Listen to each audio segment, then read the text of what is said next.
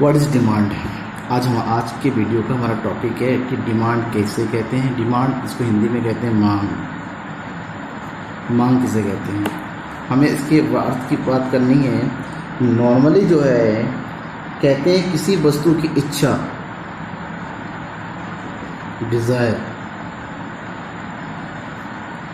Desire और and demand,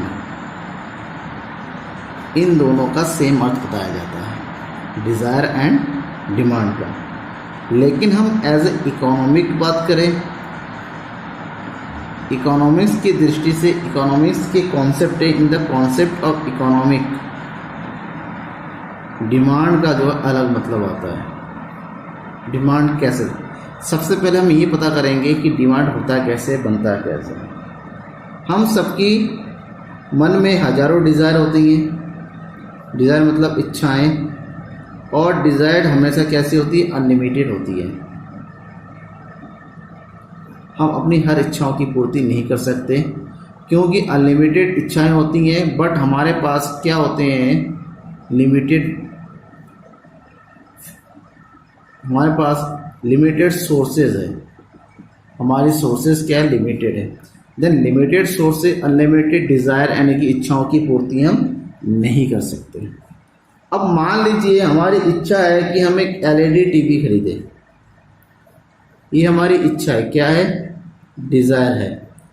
अब इस डिज़ायर को हम डिमांड नहीं कह सकते क्योंकि हमारी एलईडी टीवी खरीदने की इच्छा तो है, लेकिन हमारे पास टीवी को खरीदने के लिए क्या नहीं है, पैसे नहीं हैं, पैसे नहीं हैं। देन ये जो है ओनली डिज़ायर है क्योंकि हमारे पास इतनी क्षमता नहीं है कि हम इस डिज़ायर की पूर्ति कर सकें। लेकिन जब हमारी डिज़ायर एलईडी टीवी की हो, ये हमारी डिज़ायर बन गई, और उस टीवी के लिए हमारे पास जो है इनफ मनी भी हो, उसके पास हमारे पास जो है इनफ मनी हो और ये पर्याप्त पैसे हो, तब इस डिज़ायर को हम क्या कहते हैं, कहते हैं वांट्स, कि अब ये हमारी क्या हो गई, ज़रूरत बन गई। ये हमारी नीड है, ज़रूरत है। लेकिन तब भी इसको हम डिमांड नहीं कर सकते।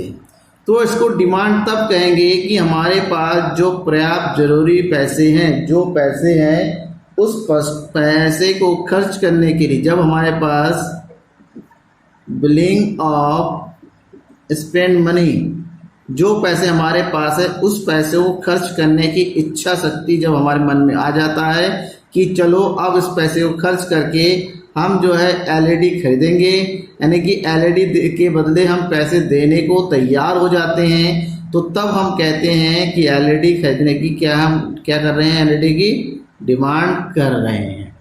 तब जाके यानी कि किसी भी वस्तु के प्रति जब हमारी बिलिंग ऑफ स्पेंड मनी होता है, स्पेंड मनी करने की बिलिंगनेस होता है, तब उस समय हम उस वस्तु को जब खरीदने जाते हैं इच्छा को लेके, तब उसको हम मांग कहते हैं, डिमांड कहते हैं। इस प्रकार से हम कह सकते हैं demand for a commodity is the desire to buy a commodity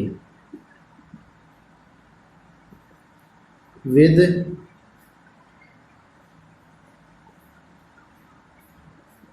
sufficient purchasing power and the willingness to spend.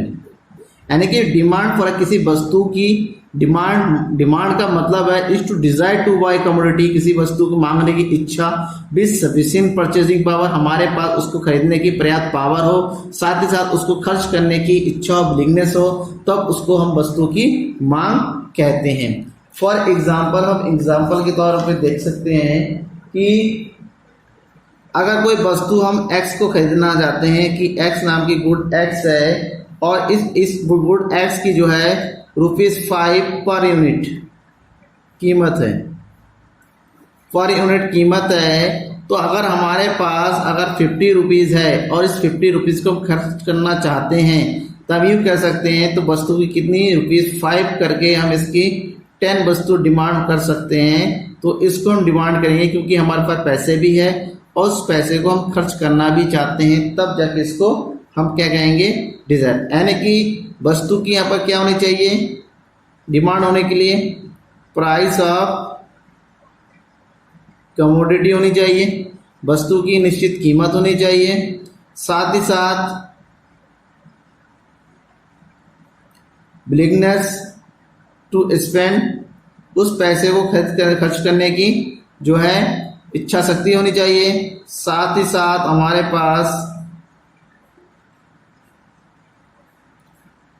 Purchasing power होनी चाहिए। जब ये तीनों आपस में मिलते हैं तभी उस वस्तु को हम डिमांड कर सकते हैं, अथवा वो डिमांड नहीं बनेगा। तो इसके मतलब इस तरीके से हम कह सकते हैं डिमांड का एग्जैक्ट डेफिनेशन क्या हो सकता है। इसकी डेफिनेशन की अगर हम बात करें कि एग्जाम में कैसे कि व्हाट इज डिमांड, तो हम इसको लिख सकते हैं demand refers to different possible quantities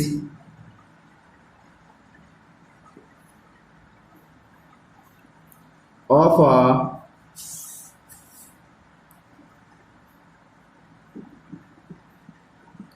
commodity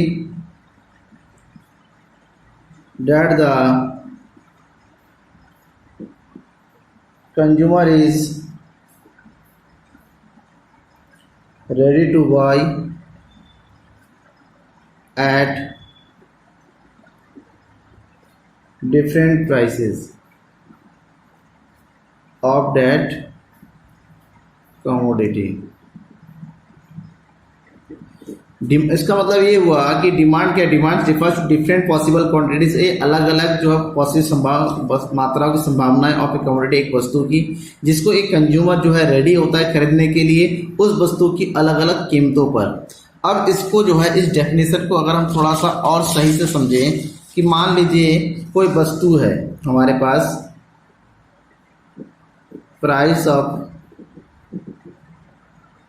commodity x, और हम ले रहते हैं डिमांड यूनिट, जिसकी अगर मान लीजिए किसी वस्तु की कीमत जो है ₹2 है, तो उस वस्तु को हम मान लीजिए 50 यूनिट्स अगर खरीदते हैं, यानी कि ऐसी संभावना है कि वस्तु की कीमत से हम जिसकी मात्रा खरीदने को तैयार रहते हैं। उसी प्रकार से अगर उस वस्तु की कीमत जो है ₹4 हो जाए तो हम कितनी यूनिट खरीदते हैं, 25। उस वस्तु की कीमत अगर ₹5 हो जाए तो उसकी हम केवल खरीदेंगे कितनी यूनिट, 20 यूनिट। उसकी कीमत अगर ₹10 हो जाए तो उसकी खरीदेंगे केवल 10 यूनिट। ऐसे में किसी वस्तु की कीमत के आधार पर अलग अलग कीमत पर हम उसकी अलग अलग जितने भी मात्रा खरीदने को तैयार रहते हैं, उसी को हम क्या कहते हैं, डिमांड कहते हैं। ऐसे में डिमांड का जो ग्राफ बनेगा अलग अलग कीमतों पर, क्योंकि नॉर्मल कंज्यूमर के में क्या होता है कि वस्तु की जितनी ज़्यादा कीमत होती है वो उसकी कम मात्रा खरीदते हैं। ऐसे में अगर मान लीजिए हम इसको लेते हैं वस्तु की कीमत और उसकी क्वांटिटी, तो ऐसे में डिमांड वक्र, क्योंकि कीमत के बढ़ने के साथ साथ वस्तु की मांग घटती चली जाती है, डिमांड घटती चली जाती है। ऐसे वस्तु का जो डिमांड कर्व होता है वो इस तरह से होता है, ऊपर से नीचे की ओर घटती हुई, ये डिमांड कर्व होता है। तो ऐसे में डिमांड आपको समझ में आ गया होगा कि वस्तु की अलग अलग कीमतों पर जब उसकी अलग अलग मात्रा यानी कि क्वांटिटी की डिमांड किया जाता है, खरीदा जाता है, तो उसको हम डिमांड कहते हैं।